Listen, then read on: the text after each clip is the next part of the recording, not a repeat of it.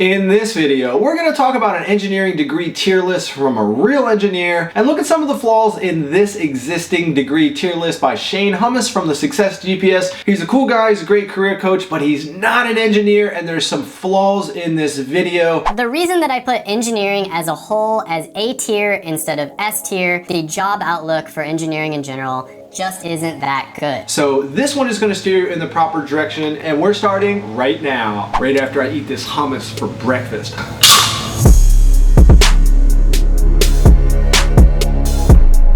Hey 1% Nation, I'm Jake Voorhees and welcome back to the 1% Engineer Show, where we empower young engineers to rise to the top 1% of their career. So if this is you, make sure you hit the notification bell and subscribe. Check out the links below for access to our Discord server, the 1% Engineer Kit, and lots of other cool things. And let's get right into this video. Comment below with what type of engineering you think you want to be and why. This video is going to talk about the overall issues in Shane Hummus's engineering degree tier list, which, by the way, here's the list of issues. He's basing them too much on salary, basing things on future growth, which who knows even what that means. The government is not the best authority to actually look at future growth. He's not doing something that we call a career saturation ratio, so looking at how many people are in the industry and then how many degrees are being added into that industry every single year. He doesn't consider that at all. He doesn't really understand the structure of engineering degrees or how niche something is, and that's quite evident in this video. And then finally, he's making conclusions about engineering careers and he doesn't really know. Anybody could make most of Shane's videos. He, for the most part, just goes to the Bureau of Labor Statistics websites and then makes video summaries about them, which is fine. But when it comes to engineering,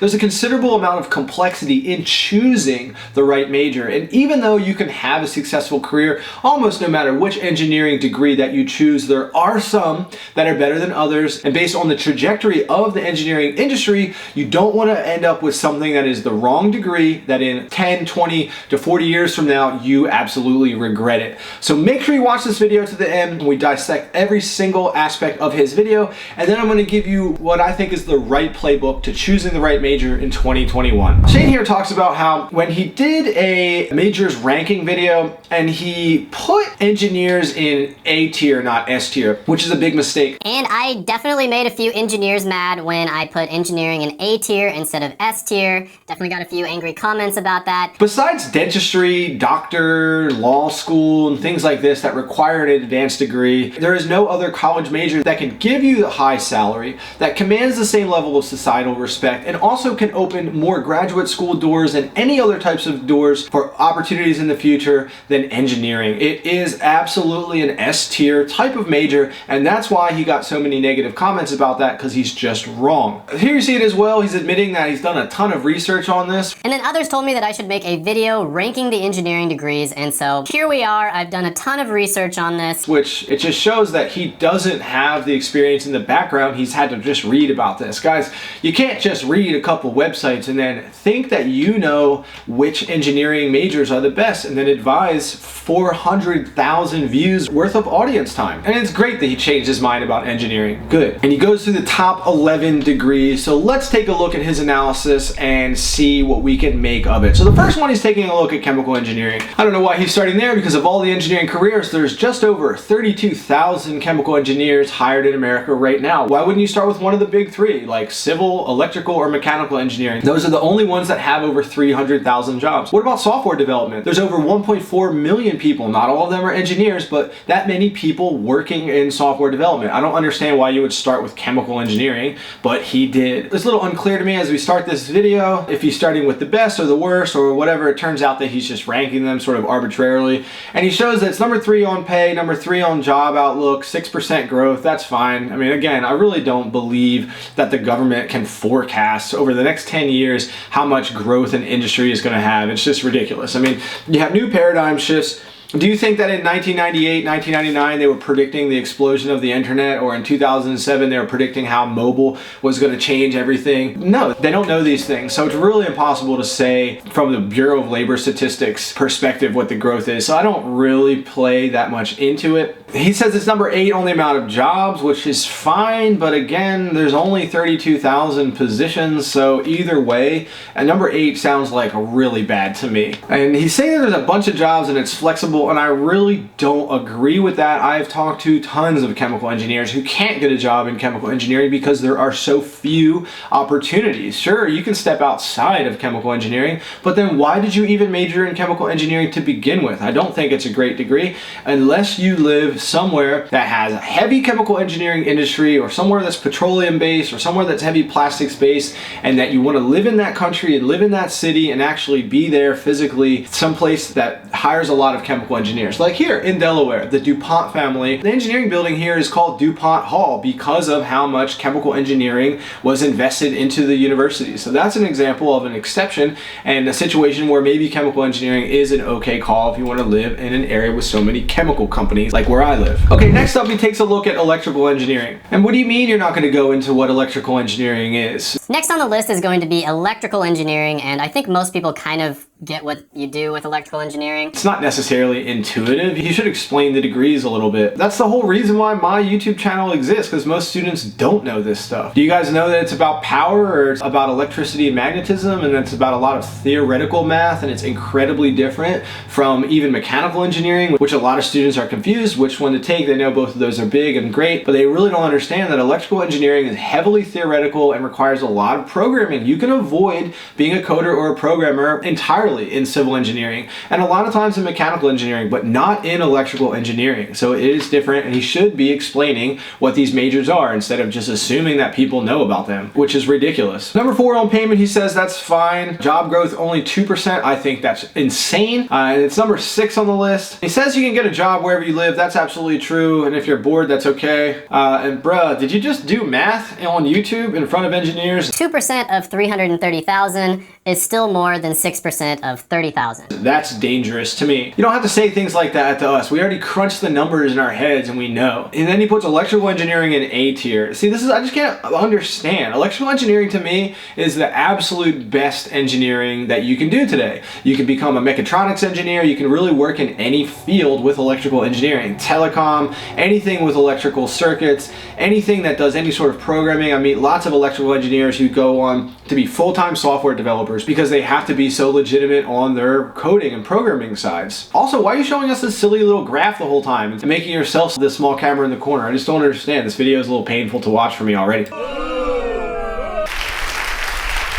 Next up, aerospace engineering. Engineering and designing aircraft, sure, it's a little bit more than that. You work with aircraft, spacecraft. There's 2 different types of aerospace engineering. You can work on things that are within the atmosphere, that's aeronautical engineering. And then you can work on things that are actually out in outer space. That would be astronautical engineering, so SpaceX and Blue Origin and these types of companies, that's in that category. Number 2 on pay, that's right, aerospace engineering is considerably higher for their median pay. It's $116,000 versus in the high 80s for civil and mechanical. Electrical engineering is just over $100,000 for their median salary. It's pretty good. Number 5 on job count, kind of average. Is it average though? I mean, not really, because again, you have the big 3 that are 300,000. You have industrial engineering, which is kind of a standalone engineering. It's very unique. It almost has 300,000. And next up, you have aerospace engineering and sales engineering that each have 65,000 jobs. So is it average or is it pretty good? It's on the good side. I'm not really sure if I would call this average. More jobs in war. Yeah, I would agree with that. Military and defense contracting, some of the biggest aerospace engineering employers are Lockheed Martin, Northrop Grumman, Raytheon Engineering, even Boeing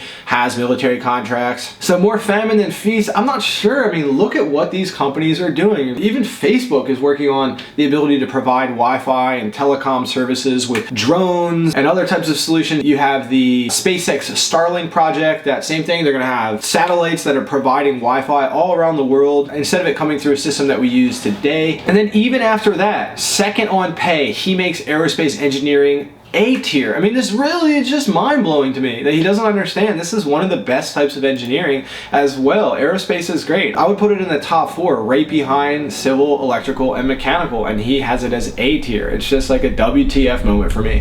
Next up, mechanical engineering, one of the lowest for salary. Mechanical engineering is one of the lowest paid on the list at about $87,000. I mean, come on guys, this is another thing that I don't understand. We're really starting to split hairs here. Take a look at this. Let's go back to Bureau of Labor Statistics, all the salaries that are over 80,000. And if it's not a managerial or a director type of position, most of these are in STEM, math and science, or an engineer could get this job. There's no such thing as average salary in engineering. Most of the highest salaries in the world today, unless unless it requires an advanced degree, like again, dentist, doctor, lawyer, physical therapist, these types of things. The highest salaries can all be attained with an engineering degree. They're engineering roles, so it's not an average salary. Average American family income is $63,000. So a median salary of $88,000, gonna call that average. It just doesn't even make mathematics sense. You can tell this guy's not an engineer. When it comes down to salary, it's a supply and demand thing and also a difficulty thing. So part of the reason why, yes, chemical engineers make a lot of money, or aerospace engineers make a lot of money, or electrical engineers make more than civil and mechanical, it is a harder curricula. It's a harder type of career. You need to be more intelligent. You need to be smarter in order to be some of these types of engineers. You need to be smarter than average to be an engineer in general, and that's why they get paid so well. Mechanical engineers are sort of jacks of all trades. A jack of all trades in engineering, maybe, I suppose. Mechanical engineering is considered sort of the benchmark and the baseline for engineering, so I guess I'll give you that, Shane. They're taking a lot of the biomedical engineers' jobs. Taking all the biomedical engineering jobs, I mean, okay, so again, this is an indication that you don't know what you're talking about. There's only 19,000 biomedical engineering jobs in America, so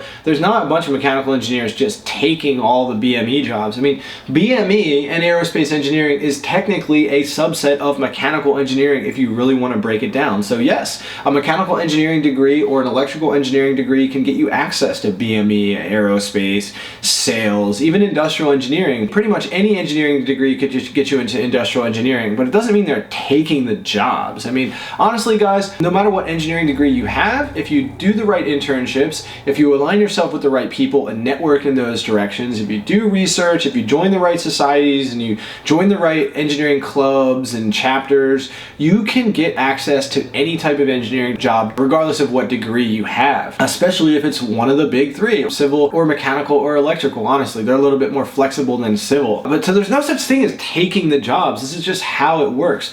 A lot of people who don't get internships and don't network properly and they don't actually galvanize their resume to specifically target a type of role that they want, that's how they end up jobless. That's how they end up applying for a year or two and they just don't get the right type of opportunities because their resume doesn't reflect the direction that they're headed. It's more about the strategy that you have than the degree that you get. The degree does matter. That's the point of this video, and that's why there's almost 500,000 views on this video. But again, it's not as rigid as you would even think. So there's no such thing as engineers taking all the jobs in one type of engineering. I mean, that just doesn't make any sense, especially for mechanical engineering. And then he puts it as B tier for mechanical engineering, which is ridiculous. It's ridiculous. Mechanical engineering is one of the best types of engineering because it is so broad, because it hires 316,000 people in America this year. I just don't understand. You know, if we haven't seen an S tier engineering degree yet after going over aerospace, mechanical, and electrical, like what could possibly be S tier? Next up, we have industrial engineering. He describes this in a ridiculous way. Generally, these processes include some sort of, either hardware, software, machines, something along those lines. Generally, this includes some sort of hardware or software or machines. I mean, come on, dude, that is everything in the world. So what are you even talking about? Otherwise, it just includes thin air if it doesn't include those things. Number 9, in pay, that's true. Industrial engineers are not paid as high as some other types of engineering. Extremely good future growth, second best growth. Yeah, that's fine. Good job count, almost 300,000. This is true. Flexible engineering degree. This is true. So the one thing that's interesting about industrial engineering that he doesn't mention at all is it is one of the unique types of degrees in the sense that it's kind of the reverse way of thinking of engineering. Most engineering is taking a look at an individual piece or an individual component and optimizing that and making it stronger. Think about a bridge or all the parts of an engine. You want to optimize every individual piece so that the sum of the parts, the total, is actually better if you optimize each individual component. Industrial engineering is the opposite type of perspective. You want to look at the system-wide approach, the entire umbrella scenario, rather than going into the weeds and sort of reverse engineering your way into a better situation. Because of this, it takes more things into account like human factors. So this is big for manufacturing industry. You want to look at the actual workers and the way that things are laid out. Instead of optimizing every individual part in an assembly line, you need to have the top-down, more broader thinking. Because of this, it is a far more diverse field. There's another reason that there's more people who are interested in it in general. You need to talk to people. You need to have better soft skills. And because of these reasons, it's not as male-dominated. It's actually 40% women. You do not see that in any other type of engineering. I think engineering is only 13% women in general, but industrial engineering is 40%, so I think that's fantastic. And then he puts it in B tier. I support that. I support that, to be honest. Mostly because of the salary and the fact that it's not as popular of a major, so that's fine. Maybe it deserves A tier, but it's okay. Next up, we have civil engineering. I'm a civil engineer. He talks about how there's oversight on the job, and if you like hands-on, nope, it's not necessarily true. You're no more likely to work with your hands or be on site with the job with civil engineering than mechanical or electrical. However, what I think Shane is trying to talk about is the fact that civil engineering does have an infrastructure component and a design build component and a construction engineering component and a project manager component. So there are brackets within civil engineering that you can be on site and you can actually see the implementation of these projects and making sure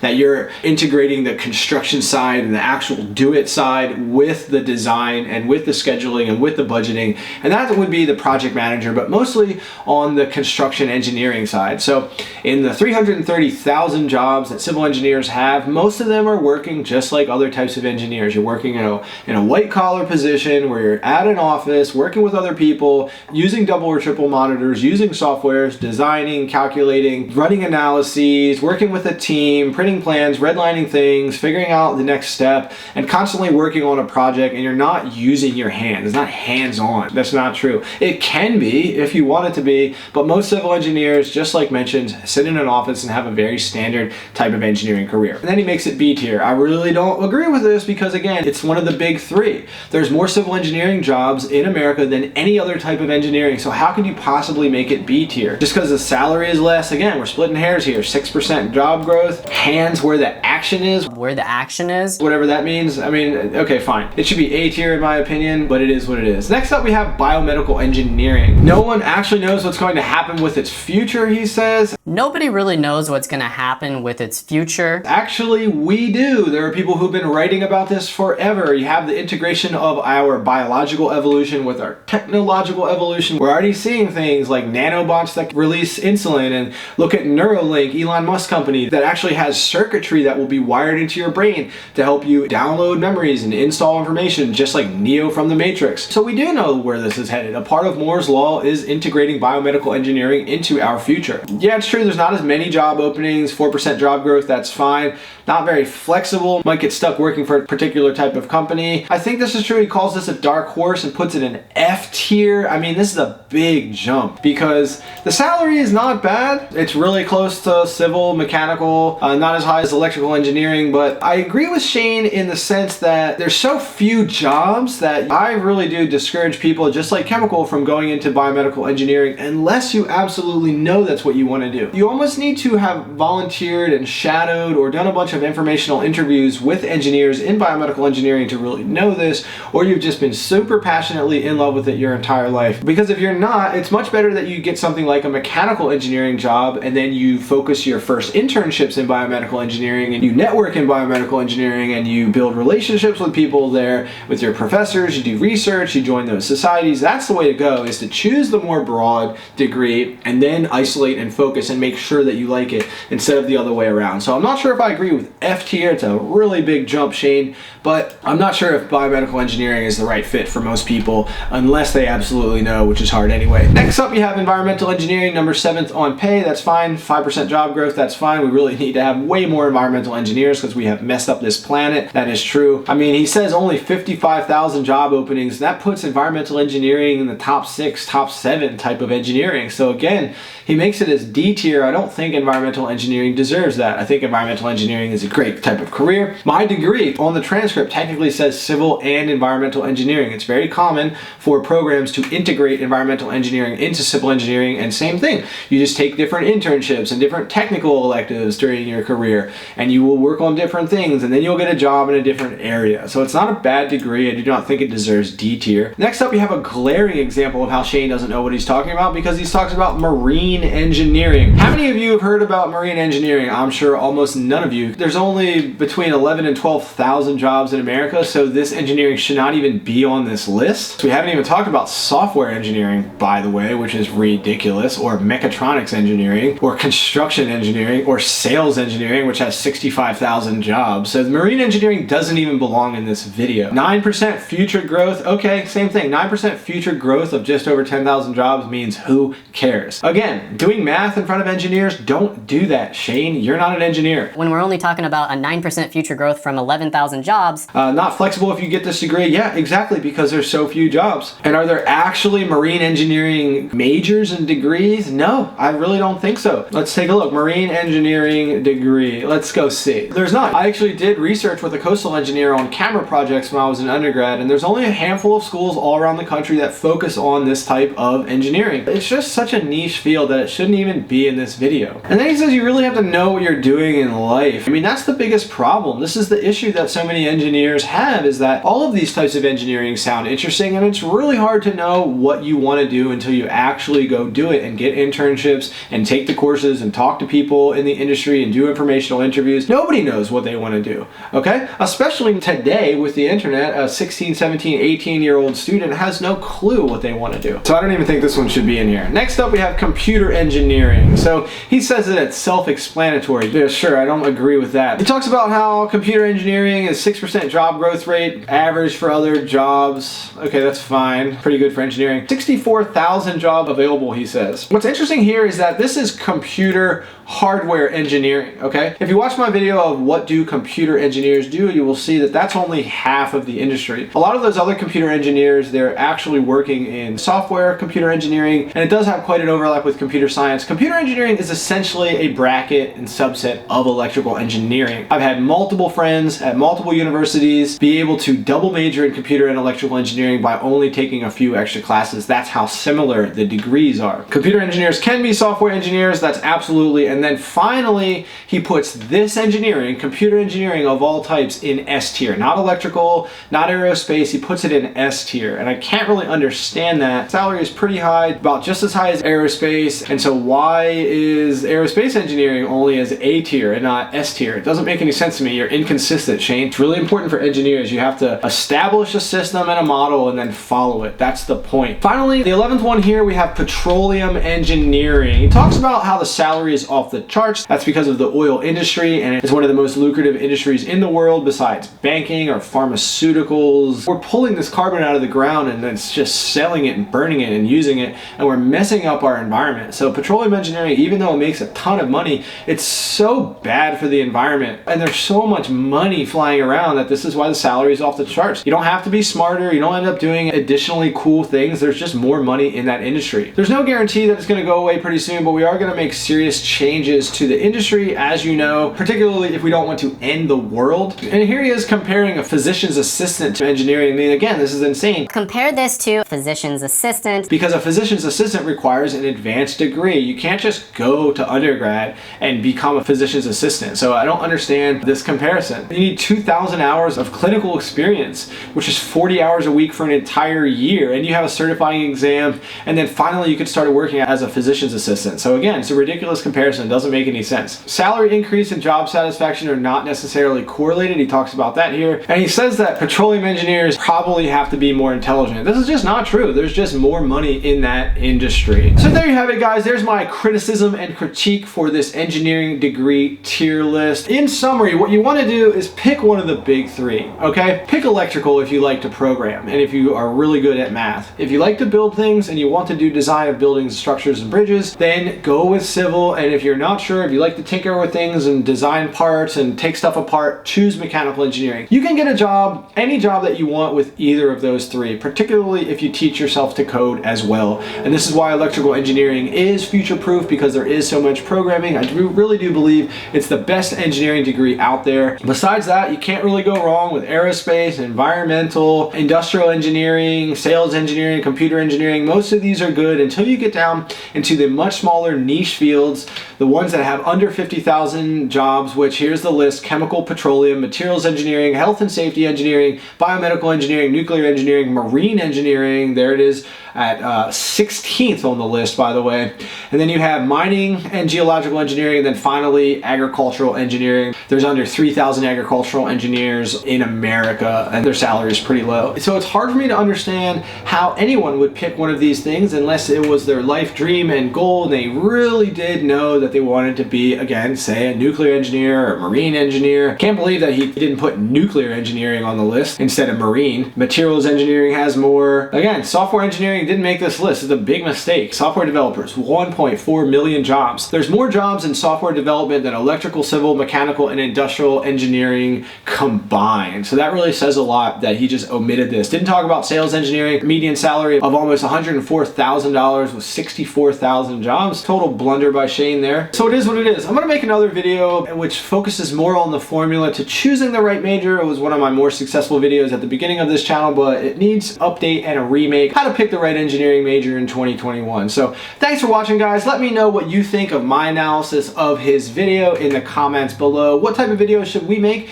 in 2021? Leave a comment and we can make a video just for that. If you're a young engineer and you want to rise to the top 1% of your career, make sure you hit the notification bell and subscribe. Thanks again for watching the 1% Engineer Show, guys, and we'll see you again in another video. Bye-bye.